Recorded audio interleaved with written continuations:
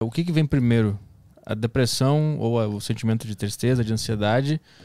Ou é a... Não sei qual é a pergunta que eu quero fazer. Como é que é a pergunta? Eu quero saber o que se vem... Tipo assim, eu tenho essa porcaria. Eu não sei se é depressão, o que é. Eu tenho muita tristeza de vez em quando. Só que o meu exercício... Eu faço academia, treino, como direitinho. De vez em quando vem essa merda e eu não sei de onde vem. E aí eu começo a parar de treinar. Então eu não sei o que vem primeiro. Se é... Eu parei de treinar e aí a depressão veio. Ou a depressão veio e eu parei de treinar. Entendeu? Eu nunca sei onde é que tá a origem do negócio que tá rolando. Você, assim, oscilações emocionais, isso é importante diferenciar, tá? Eu abro às vezes a caixinha de pergunta no meu Instagram, pra galera perguntar sobre saúde mental e tudo mais. E se essa pandemia afetou de alguma maneira a sua saúde mental, você não tá sozinho, você não tá sozinha, muita gente ficou mal. Porque você tirou um efeito protetor muito grande, que é a socialização, você falar com pessoas, sociabilizar. Mas oscilações emocionais são normais. Deixa eu diferenciar para você. Quando a sua emoção, oscilações emocionais, elas podem ocorrer por um estímulo externo ou interno. Por exemplo, você está chegando aqui no estúdio e alguém bate no seu carro. Um estímulo externo. Você fica pistola. Aí você fica bravo, você fica irritado, fica agressivo, ocorre uma série de liberação de hormônios, uma série de liberação de neurotransmissores no seu cérebro, a gente pode falar depois, que faz você ter uma sensação de irritabilidade e acaba se tornando uma pessoa agressiva naquele momento, com você ou com a pessoa que fez isso. Isso é uma oscilação emocional. Ou seja, a oscilação emocional, e pode ser por um estímulo interno. Você está sentado aqui agora me entrevistando e vê um pensamento, uma coisa que aconteceu na sua vida lá atrás, ou um problema que você tem futuro, e você fica triste, fica borocochô, fica para baixo. Então, uma oscilação emocional é uma oscilação pontual que ocorre devido a um estímulo interno ou externo perceptível.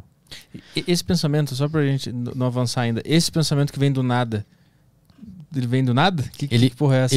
A gente chama de pensamentos automáticos ou intrusivos, que são pensamentos que surgem na sua cabeça devido a crenças que você tem. A psicologia cognitiva comportamental, que é a linha teórica que eu trabalho, ela trabalha com a ideia de que o nosso comportamento e as nossas emoções são regidos por crenças centrais, não são limitantes. Crenças limitantes é um termo incorreto. São crenças centrais que a gente desenvolve durante a nossa vida, e a gente não sabe direito aonde a gente desenvolveu e por que a gente desenvolveu, é devido a uma série de construções, de comportamentos que a gente teve. E essas crenças, geralmente, a gente não tem muito acesso a elas. A terapia, ela consegue acessar. Às vezes o paciente, ele não manifesta verbalmente a crença. Por exemplo, pacientes com depressão, quando você vai tratar, geralmente tem uma crença de incapacidade ou insuficiência. Ele acredita fortemente que ele é incapaz e insuficiente. E ele acredita em relação a ele, em relação aos outros e em relação ao futuro. Essa tríplice. Essa crença que ele tem, que dificilmente ele verbaliza, eu sou uma pessoa incapaz, eu sou uma pessoa insuficiente. Essa crença, ela gera um padrão de pensamentos automáticos. Então a crença, geralmente ele não tem acesso. A crença, ela se manifesta em pensamentos automáticos. Por exemplo, um pensamento automático de uma pessoa que tem depressão e tem a crença de insuficiência, eu não vou conseguir fazer isso. Eu não vou conseguir fazer essa faculdade. Eu não vou conseguir fazer academia. Eu sou péssimo. As pessoas não gostam de mim. Eu não vou me dar bem pro futuro. Perceba que todos esses pensamentos têm a ver com a crença. É como se a crença fosse uma semente e esses pensamentos saem dessa sementinha. E aí você tem que fazer um processo de psicoterapia para entender quais são os pensamentos automáticos que você tem, porque são esses pensamentos automáticos que levam você a ter uma modificação emocional. Então você me pergunta o que vem primeiro? Vem o comportamento ou vem os pensamentos? Os pensamentos. Você tem um pensamento, esse seu pensamento determina o seu estado emocional. Então se você pensa, cara, o podcast tá ruim, não tô mandando mal, você se sente mal, obviamente, com esse pensamento. E esse pensamento leva você a ter um comportamento. Essa emoção que você teve de ter se sentido mal devido a esse fluxo de pensamento, leva você a ter um comportamento. Comportamento letárgico, de ficar mais na sua, de não fazer as coisas. Vontade de dormir para sempre. Exatamente. Então, assim, isso, Arthur, se você tem outros fatores de risco, se você é uma pessoa, por exemplo, sei lá, usa droga, tem relações interpessoais péssimas e tóxicas, uma pessoa que fica ainda mais alimentando esse tipo de crença que você tem, que você é incapaz e que você não vai conseguir, realmente, cara, o podcast tá horrível mesmo, acho que é melhor. Cara, Você se afunda. Você se afunda. Só que aí que mora o segredo. Essa crença, na maioria das vezes, ela é disfuncional.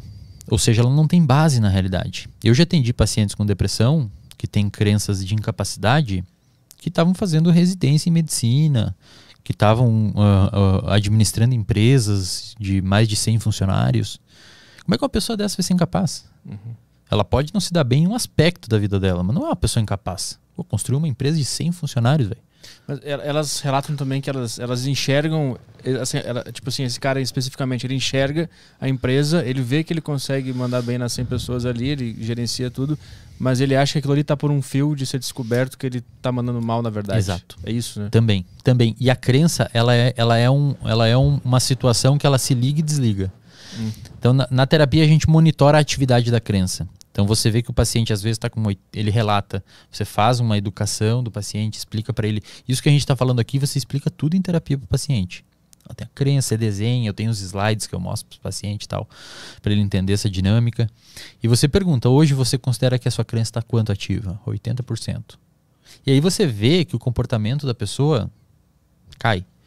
Aí um dia a pessoa está eufórica, melhora, quanto que está a sua crença? 20% ativa. Quase não está me incomodando. E aí você ensina a pessoa a lidar com aquilo. A terapia, ela é um processo, antes de mais nada, educacional. Tá? Que deve ser aplicada especialmente em oscilações de humor. E aí, terminando de responder a pergunta lá atrás, oscilações emocionais que ocorrem devido a estímulos internos e externos, bater o carro ou pensar no podcast, pode te deixar ficar mal, pontualmente, depois você melhora. A pessoa me pergunta, Eslen, acordei bravo e fui dormir feliz, sou bipolar? Não, você não é bipolar. Você teve uma alteração emocional que é perfeitamente normal. Anormal seria se você não tivesse essas oscilações emocionais. Você acorda mal, às vezes você acorda mal, você vai dormir mal, fica bem de meio-dia, enfim, qualquer coisa assim. Agora, se essas alterações emocionais ocorrerem e perdurarem no tempo e intensidade, aí é uma alteração de humor. Tanto é que nos manuais de diagnóstico, em psicologia, a depressão é um transtorno de humor. Não é um transtorno emocional. É um transtorno de humor. Ou seja, o seu humor altera. Você fica triste por muito tempo. Você fica triste numa intensidade maior por tanto tempo. Aí você precisa ter um ajuste no que está levando você a ter esses comportamentos de tristeza, essas emoções, esse humor triste. E como que você está se comportando principalmente frente a isso. Por quê? Porque as pessoas em depressão, elas tendem a ficar hipoativas. Justamente, não saem, não vão à academia. E um dos principais tratamentos, hoje padrão ouro, do ponto de vista científico, em publicações científicas, para tratar a depressão, é chamado de ativação comportamental. Que é o quê?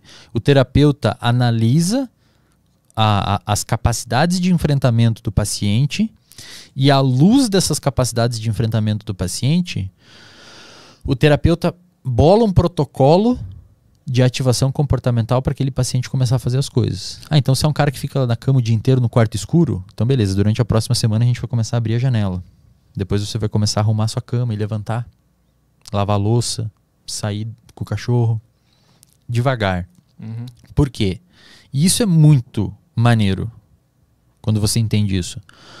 Porque nós somos sensíveis às consequências dos nossos comportamentos. E as pessoas não percebem isso. Então, se você faz alguma coisa, você é sensível ao que você fez. Você faz uma cagada, você fica mal. Você faz uma parada da hora, você fica bem. Quando a gente consegue alcançar um objetivo e realizar uma tarefa, nós somos recompensados por isso. E o paciente que está em depressão, ele se coloca em situações que não o recompensam e, por outro lado, se coloca em situações que deixam ele para baixo. Se você pegar uma pessoa do ponto de vista de saúde mental saudável hoje e deixar ela 2 dias num quarto escuro, a pessoa vai ficar triste. E a pessoa com depressão às vezes faz isso. Então, assim, ela tá num lugar que naturalmente vai deixá-la triste. Por isso que é curioso saber se a depressão especificamente ela é causada primeiro porque o cara tá se alimentando mal, se ele tá num quarto escuro, ou se ele come mal porque ele tá com depressão. Cara, isso é uma discussão que pode ser um pouco longa, tá? A depressão é uma doença multifatorial. Primeiro, antes de mais nada, se você tem um irmão gêmeo que tem depressão, um gêmeo idêntico, do ponto de vista genético, você tem algo aí na ordem de 20% de ter depressão, de desenvolver. Talvez 25%. Outros transtornos são mais. Se você tem um irmão gêmeo que tem autismo, você tem 90% de chance de ter. Então você praticamente vai ter, se você tem um irmão gêmeo idêntico. Se você tem um irmão gêmeo idêntico que tem transtorno bipolar, você tem 70% de chance de ter. Se for um irmão normal, tipo não gêmeo idêntico, um irmão normal, essa chance cai bastante.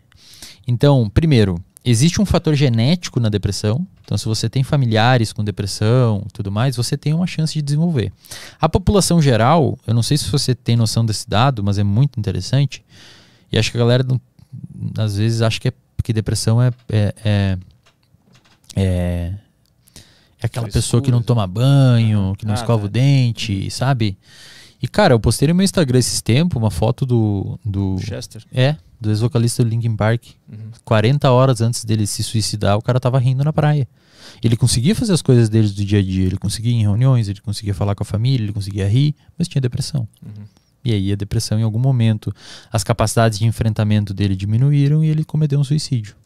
Então, depressão, muitas vezes você passa no mercado por pessoas que estão com depressão. A pessoa tá fazendo compra. A pessoa tá fazendo as coisas. Não é aquele estereótipo de filme que a pessoa fica extremamente desarrumada, mal. Essa é uma depressão severa. Então é verdade isso de você passar por pessoas com depressão, que todo mundo que está assistindo aqui tem 10% de chance de desenvolver depressão em algum momento da vida. É bem alta a incidência de depressão no planeta. Você tem 10% de chance a qualquer momento da vida ter depressão. Independentemente do que acontecer na tua vida? Na verdade, as situações que acontecerem na tua vida podem diminuir ou aumentar essa chance. A partir desses 10%, é isso?